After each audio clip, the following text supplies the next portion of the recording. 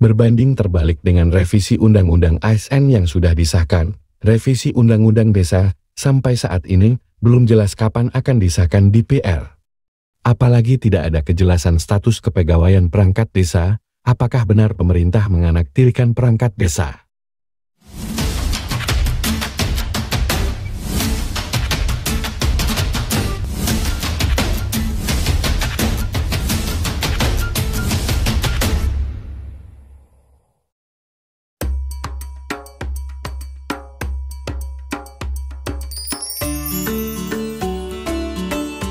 Status kepegawaian perangkat desa masih abu-abu, sementara dalam keseharian kita dituntut berperilaku seolah-olah menjadi PNS.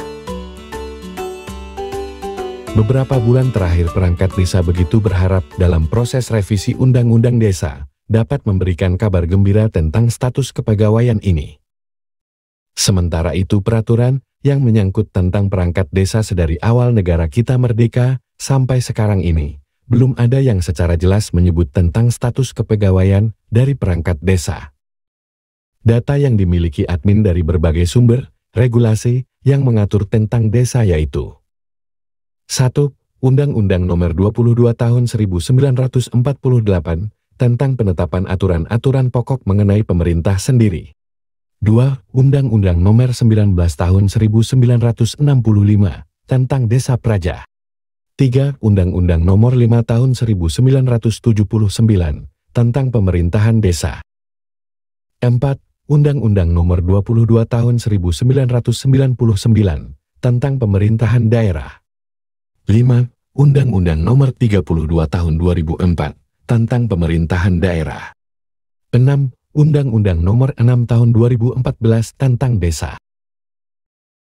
Sebagaimana pegawai pemerintah yang lain, perangkat desa secara penampilan fisik dari pakaian dinas dan atribut yang mereka pergunakan nampak seperti PNS pada umumnya yang terdapat pada instansi pemerintah lainnya.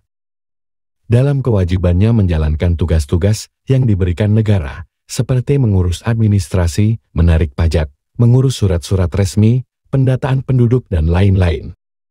Sebagai abdi masyarakat, perangkat desa bertugas melayani warga masyarakat 24 jam. Mulai pelayanan administratif hingga pelayanan sosial. Seperti mengurus kematian, hajatan, orang sakit, pasangan suami istri yang mau cerai, konflik antar warga, dan sebagainya. Dan jika kita lihat lebih lanjut dari tugas dan fungsi, serta berbagai atribut yang dipergunakan perangkat desa, hampir terdapat kemiripan dan kesamaan terhadap aparatur sipil negara lainnya. Bahkan di dalam masa menjelang pesta demokrasi 5 tahunan di negara kita, aturan-aturan yang melarang perangkat desa dalam berpolitik pun sama persis dengan aturan untuk aparatur sipil negara lainnya. Tercatat ada 3 aturan yang melarang kepala desa dan perangkat desa berpolitik, yaitu Undang-Undang Nomor 6 Tahun 2014 tentang Desa, Pasal 29 huruf J dan huruf J. Undang-Undang Nomor 7 Tahun 2017 tentang Pemilu, Pasal 280 ayat 2, huruf Y, I dan J. Undang-Undang Nomor 10 Tahun 2016, Pasal 70 ayat 1 huruf C, Pasal 71 ayat 1. Menjadi satu hal yang ironi bagi perangkat desa berkaitan dengan tuntutan tentang status kepegawaian ini, terlebih jika dibandingkan dengan nasib honorer dalam revisi Undang-Undang ASN yang baru disahkan oleh DPR. Pemerintah seakan tidak mau melihat bahwa di dalam republik ini, ada satu profesi yang bergerak di bidang pemerintahan itu sendiri yang bernama perangkat desa.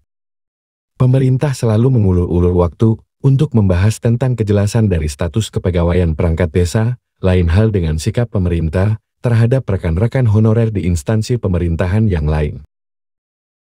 Status kepegawaian dari perangkat desa yang diperjuangkan dalam beberapa tahun terakhir ini belum menemui kejelasan dalam revisi Undang-Undang Nomor 6 Tahun 2014 tentang Desa. Padahal dalam proses pembahasannya hampir bersamaan dengan revisi Undang-Undang ASN.